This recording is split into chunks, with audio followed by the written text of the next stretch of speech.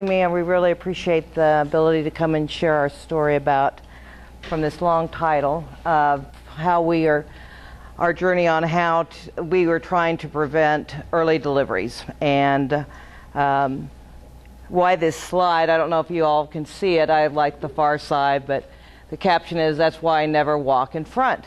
And when we initially got this started back in 2008, Dr. Horbelt, who was the chairman of our department at that time, said that HCA was coming out with an initiative of no elective deliveries prior to 39 weeks. How many people work in LDR here?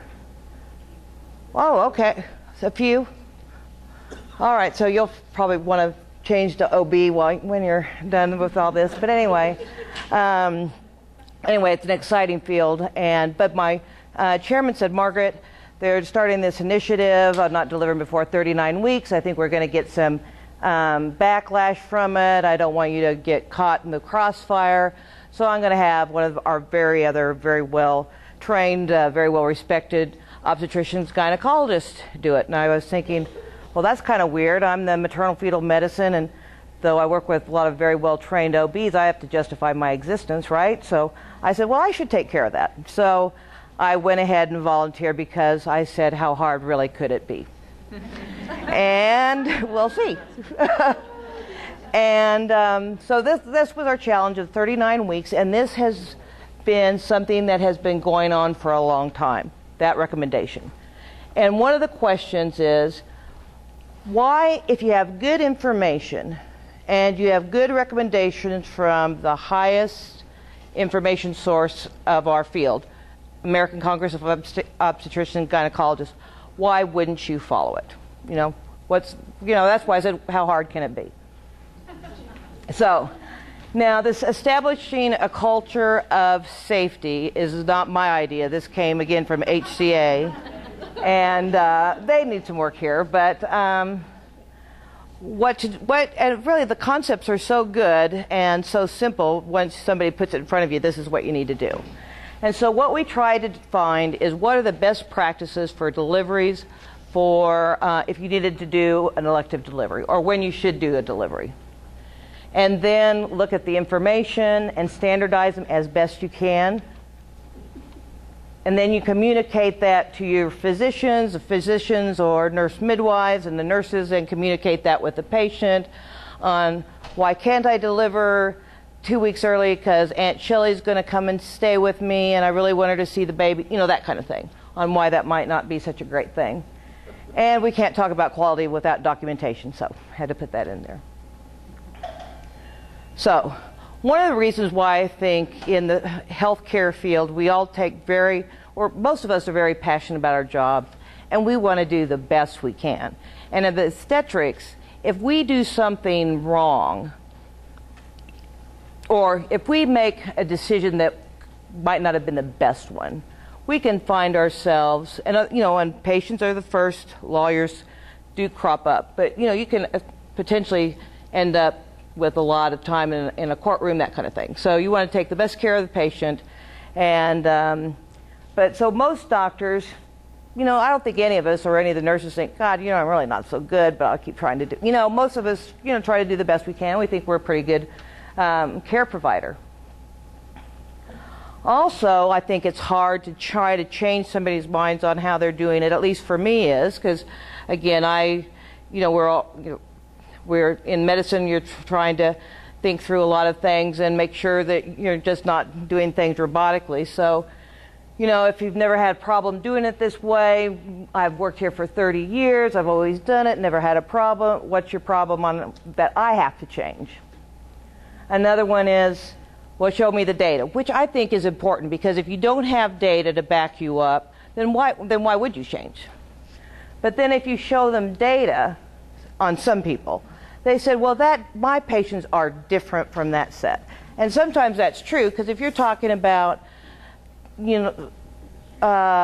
comparing people in Manhattan and the Upper East Side that make, their median income is $3 billion. And it seems like that was, when I was in New York, that's what it seemed like people were making. Of course, not me, but versus median income of Kansas, you know, it's a little bit different in the access to care, that kind of thing.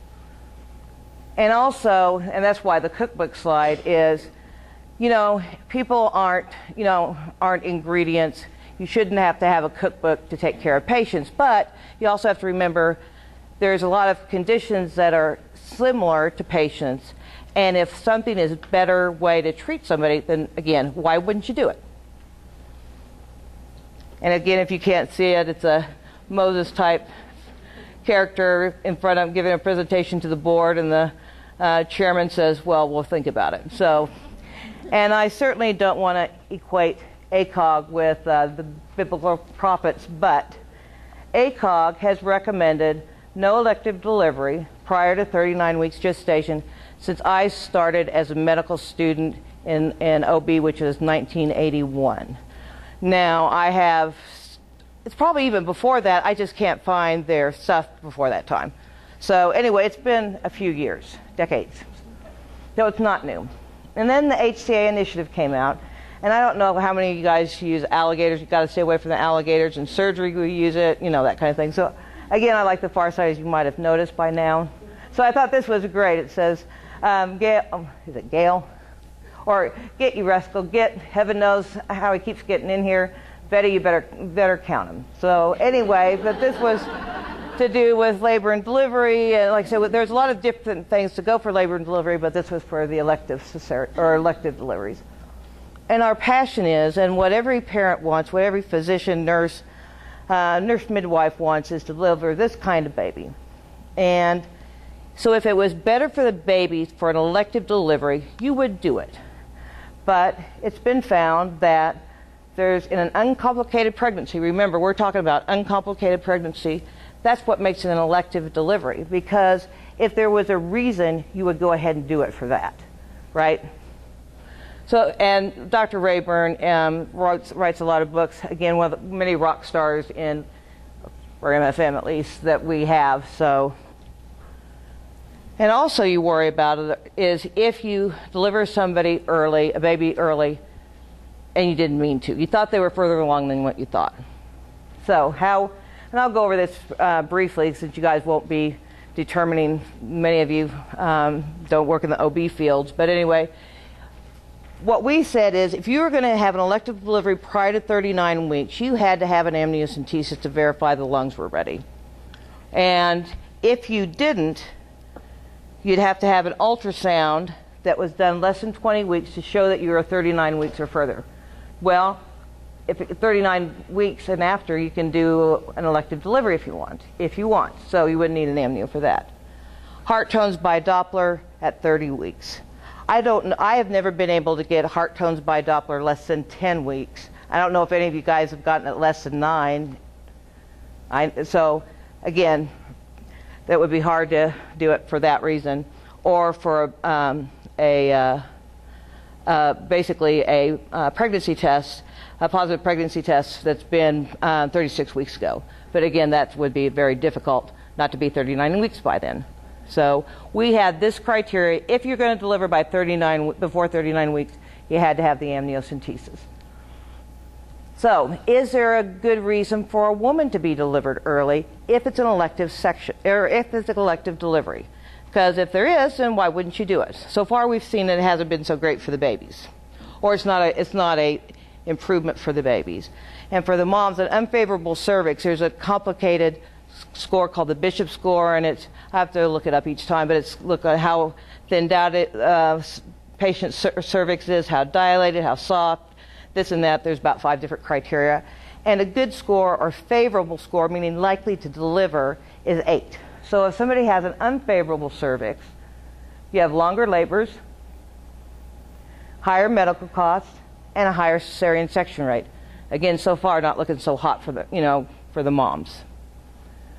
And nulliparous, meaning women who've never delivered a baby before, even if they have a Bishop score of 8, they still have a higher risk for caesarean section. It's only for women who've delivered more and have a Bishop score of 8 of their cervix, don't have an increased risk for caesarean section, but still have the increased risk of postpartum hemorrhage, staying in the hospital longer, that kind of thing. So another good reason on not to do elective deliveries, especially before 39 weeks. And here's some data from the New England Journal of Medicine. This was in 2009. Unfortunately, this came out a little bit later than we started our initiative, but this was over 6,000 deliveries, and this was a delivery between 37 weeks and 0 days to 6, 0 to 38 weeks and 6 days, and 39 weeks. And the rest of the 16,000 were those babies delivered at 40 weeks or later. And as you can see, with these odds ratios of all the different problems, like on any adverse outcome, like on death, not so good, problems with the breathing, that kind of thing, everything showed an increased risk, odds ratio, increased risk, and it was inversely related to gestational age, meaning the risk got higher the younger the baby was. See what I'm saying? The only thing that didn't increase was treated hypoglycemia wasn't significantly different, or they didn't have to intubate a baby any differently. So again, overall, the adverse outcomes to the baby were increased. Because a lot of people said, well, Margaret, you can't tell me that 38 weeks and 6 days are going to have a worse than 39 weeks. That was one of the things. Well, the majority of these babies were in the 38 to 4 to 38 to 6. So baby, I can't tell you it's 38 and 6, but I can tell you there's an increased risk between 38 and 4 to 38 and 6. But unfortunately, this wasn't out when our crusade began. So again, remember they talked about, well, show me some data, so we should, there's some data. And then, well, our patients are different from that, so we took our data from Wesley, and we had a de-identified patient database over a 6-year period. There was like 20,000 deliveries, about 6,700 that were induced. And so 6,700 that were induced, about that during that 6-year period. And the elective inductions were what? Like 2/3 of that, right? So 6,600, and then 5,200 were elective deliveries. And we just looked at what's the chance of a baby going to the newborn intensive care unit for an elective induction. There was nothing on the data or the sheets that demonstrated any kind of problems. We took out babies less than 2,500 grams to rule out growth-restricted babies being part of the reason. And as you can see, the risk of the going to the NICU progressively increased with a lower gestational age. Even for 39 weeks, it was increased. Overall, there was a 4% risk, 4.5% risk of a baby going to labor and delivery if you were electively induced less than 39 weeks. So significant. And we know this is significant. This is, I took a class in statistics and I passed it, but I'm not a great statistician. But this is a 95% confidence interval here. And since it doesn't pass 1.0, you know it's significantly increased risk. And again, a reverse correlation with gestational age. Higher chance of going to NICU the younger the baby is. Even though that's term, 37 weeks is considered term. Even though the due date's at 40 weeks, which you probably already know that.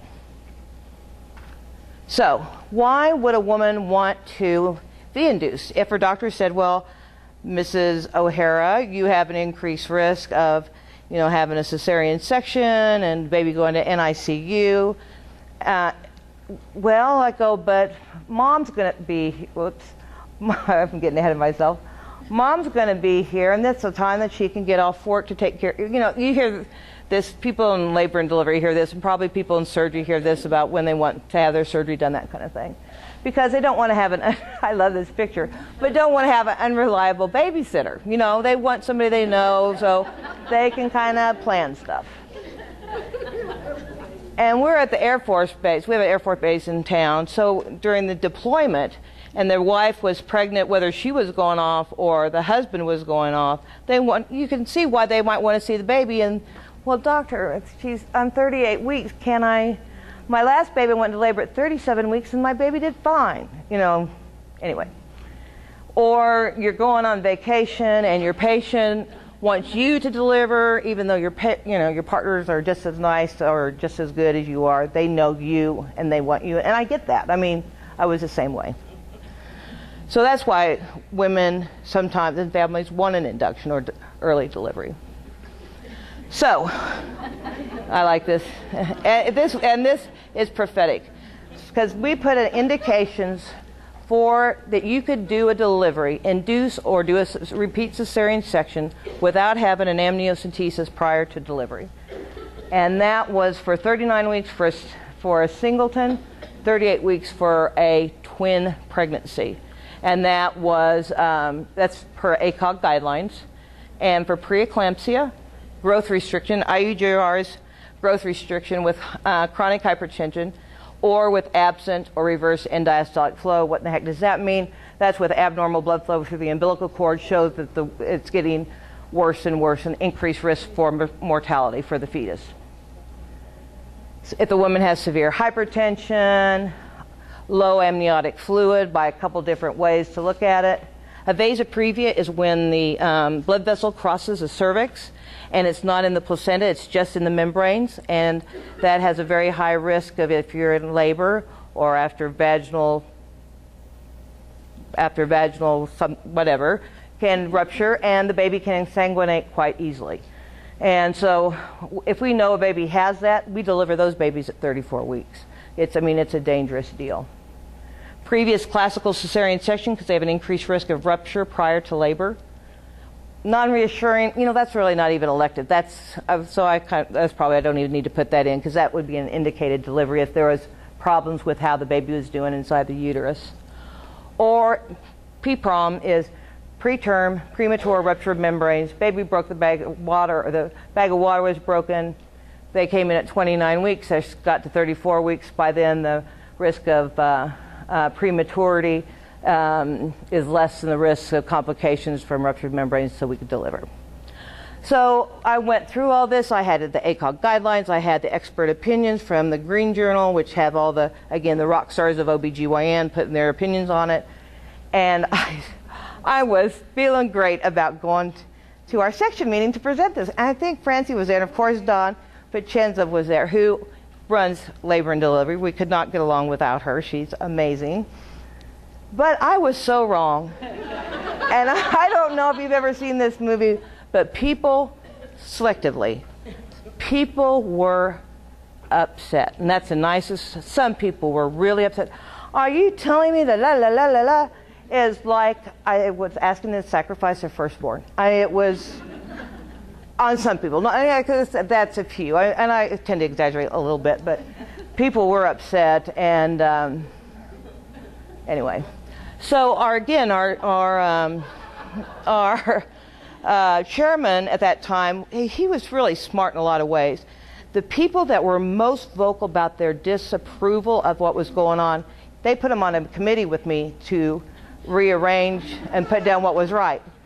And through that, we really did learn some things. We looked back and said, with growth restriction, ACOG said as long as it was over 37 weeks, you could go ahead and deliver. And if you had a previous incision in the thick part of the uterus, like if they had a resection of a large fibroid up there, so we hadn't thought of that. And then after that, we thought about third trimester bleeding's a reason, and if you have HIV, to decrease the risk of transmission to the baby, you want to deliver at 38 weeks. So we had forgotten about that. So that's why it's nice to be collaborative. And then with this, people were buying in a little bit, and the calls were less. And by this, again, though we didn't have that at the time, but we're getting, Steve Clark is the head, he's an MFM extraordinaire, and he is the OB medical director for HCA. So he's a big dog. And they had put out this, and this is like HCA has 100 and some, 14 hospitals, something like that. And this was from, I can't remember how many hospitals, but not all of them. And it was over, let's see, how many was it? I think it was like 17,000 deliveries, I think. But anyway, what they looked at is, again, what we found too, risk of NICU admissions for elective deliveries between 37 and 39 weeks. Again, even though there's a risk at 39 weeks for either induction or cesarean section, inverse relationship to gestational age, increased chance. So again, it gave us more and more fuel to our talk. Okay. My husband's saying 5 minutes.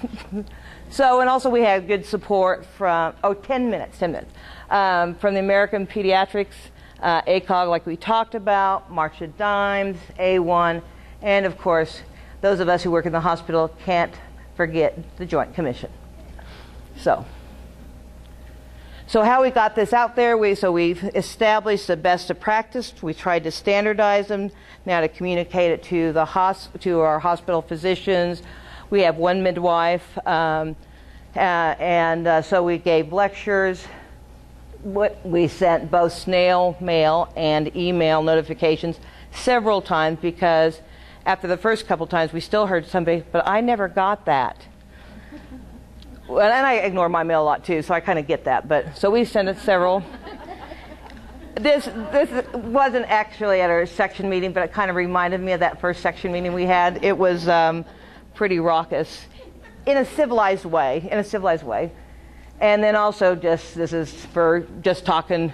Can you believe what Margaret said? But that got again better and better because we had strong support, and I'll go over that in a little bit.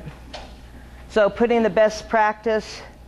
We said the nursing people and the ward clerks aren't the policemen. That wasn't going to happen. So when they called up to schedule an elective delivery prior to 39 weeks and the indication wasn't on that list, then it wasn't the nurse or the ward clerk said, sorry, Dr. Chrisman, who's the nicest doctor in the world, who wouldn't do it anyway. You can't do that. He would call and one of the labor and delivery medical directors, which is me, or Dr. Travis Stembridge, he's also great. He's an obstetrician gynecologist. And I put this again because I tend to exaggerate.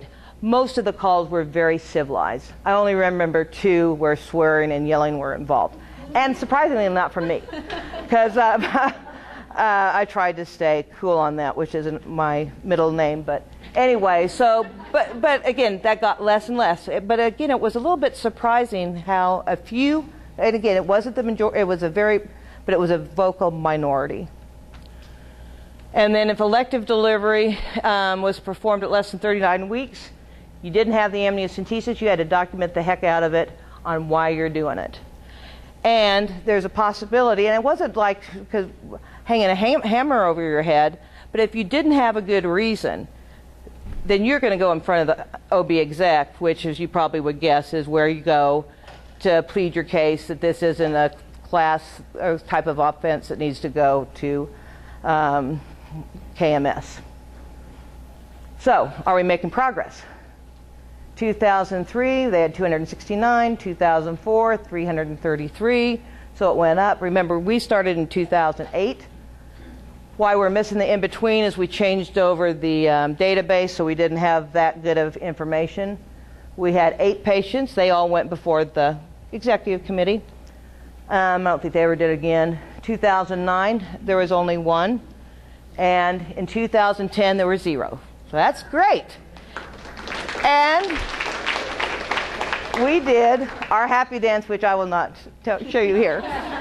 But actually, that happy dance went away quickly, and we saw that things weren't quite as good as we were hoping they were going to be, because Joint Commission on that 2010, we had 0 dinged us, and I think it was for 11. I can't remember. It's either 8 or 11 for elective deliveries. And we go, what the heck? They had amniocentesis to show fetal lung maturity. But they said, no. Not to me.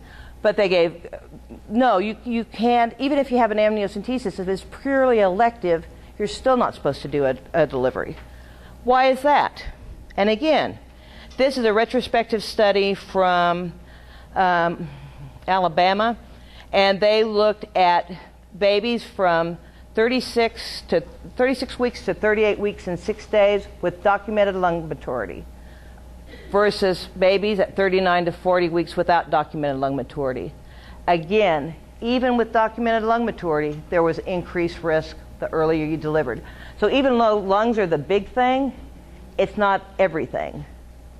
And the only thing that wasn't significantly different was intubation. That's here. Remember before on that other one, hypoglycemia wasn't significant, but it was here. So that's kind of interesting.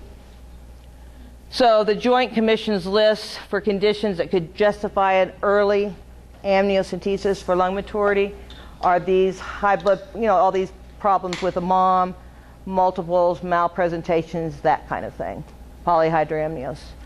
So you can do an amniocentesis for those if they have those problems. So again, so we adopted that. I thought, again, we got the information. I did roll my eyes, and I was going, what the heck? But you got the information that that's not the best practice. And 2011, 0, and that was without. And nobody delivered early, even with lung maturity. So, woo! I mean, that was really good. Thanks. We were happy. We've had one this year, and this was per the Joint Commission. However, we looked it over. It was a woman who'd had several previous cesarean sections, had a lot of pain down below. It didn't look like the scar was separating by ultrasound, but that's not. So we thought, you know what, that's okay. So, because, like the other guy was talking about, I mean, good patient care is a trump card for all this stuff. So the bottom line is, now I'm going to get kind of weepy here, and I hope not to be. I haven't seen this movie, but my kids say it's excellent. We had a great administration, and Dr. Eckergren is here, part of it. I'm not kissing up to her, but they were both, yeah, go ahead, I will. They were very, very, very supportive and said, keep your back up. And so we said, okay. Our chairman was very supportive of OB. Nursing personnel was, as far as I know, wasn't going, I can't believe she's doing it either, but she is. I don't know, maybe they did, but as far as I know, they didn't.